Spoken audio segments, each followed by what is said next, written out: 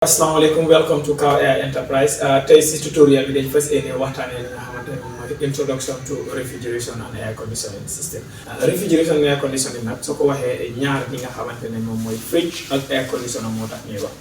So first ñaari ni dafa melni ñaari outil la but ben lañ because ñom ñoo bokka dañoo oyé li nga xamantene mom moy di major components.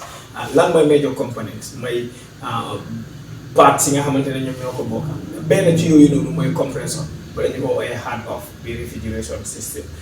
Compressor moom mooy machine bi nga xamante ne moo dee nekk ci gannaaw with refrigerators and ci air conditioners moom moo dee nekk ci biir comme ni nga xamante ne noonu la ko nekk di gisee nii.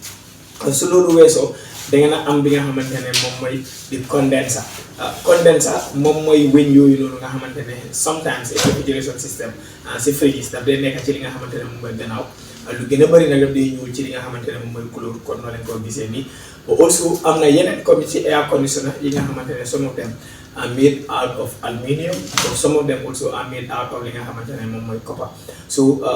du benen time dinañ dugga into li nga xamantene mom moy di materials but suñ joggé ko ci lolu am nañ benen bi nga xamantene mom moy expansion device lañ ko dé oyé ci kalamay anglais. Amna li nga xamantene mom moy static expansion valve, amna automatic expansion valve, amna li nga xamantene mom moy capillary tube.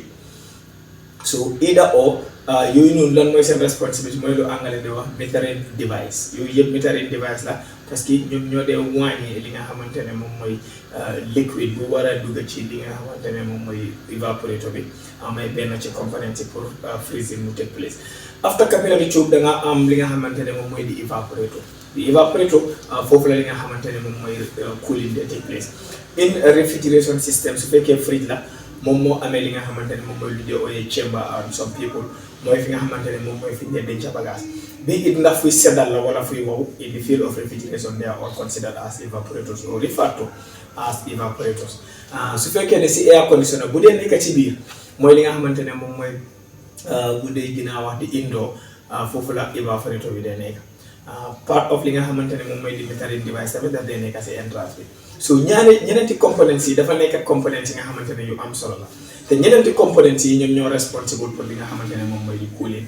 seddal wala wowal ci wàllu li nga xamante ne moom mooy refrigeration and air conditioning system. So briefly rek dinañ xool li nga xamante ne moom mooy di major functions of all the four major components. First starting with li nga xamante ne moom mooy di compressor. The compressor, as often known as the heart of the refrigeration system, is responsible for li nga xamante ne moom mooy pump refrigerant. Lan façon refrigerant la day pump daf day jël li nga xamante ne moom mooy refrigerant vapor high pressure high temperature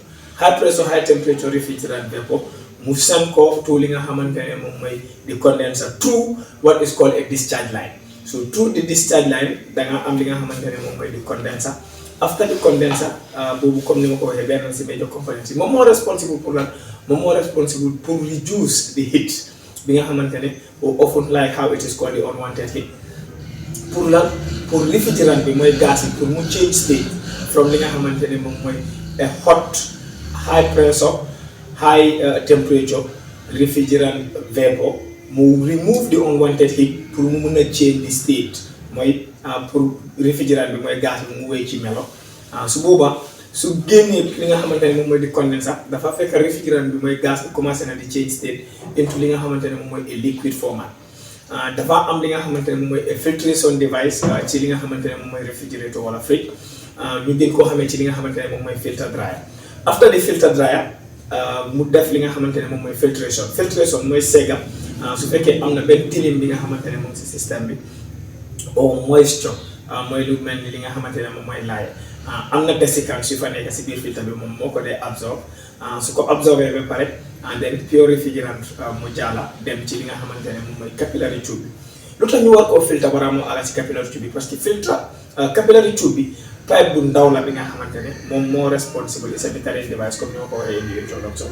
su boobaa su fekkee blockage xaw na foofu rek refrigeration system bi du operate normal. So it is a monitoring checkpoint bi nga xamante ne dañ ko teg as per how sensitive and important the capillary tube. su loolu weesoo den di capillary tube dafa spray gas boobu noonu which is already in a liquid state mu spray ko to the evaporator and then su ko spray to the evaporator am na lu ñoo ooyee li nga xamante ne moom mooy latent heat ci in the field of science mooy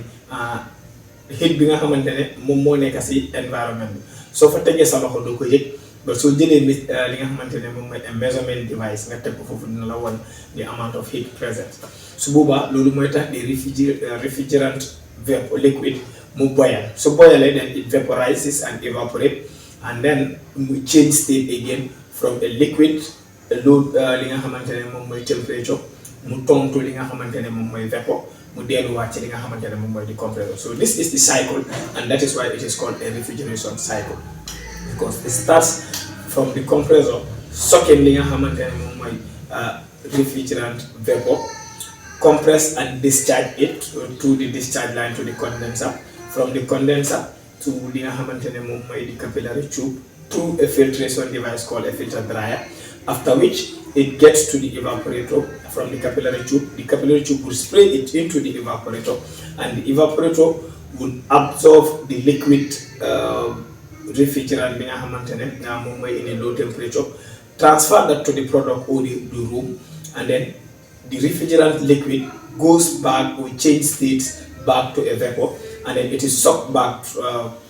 through li nga xamante ne moom mooy the suction line back to the compressor. So this is what we have for you today on your tutorial this week, and we are Cow Air Enterprise. For all your cooling needs, contact Cow Air Enterprise, operating locally with international standards. Thank you.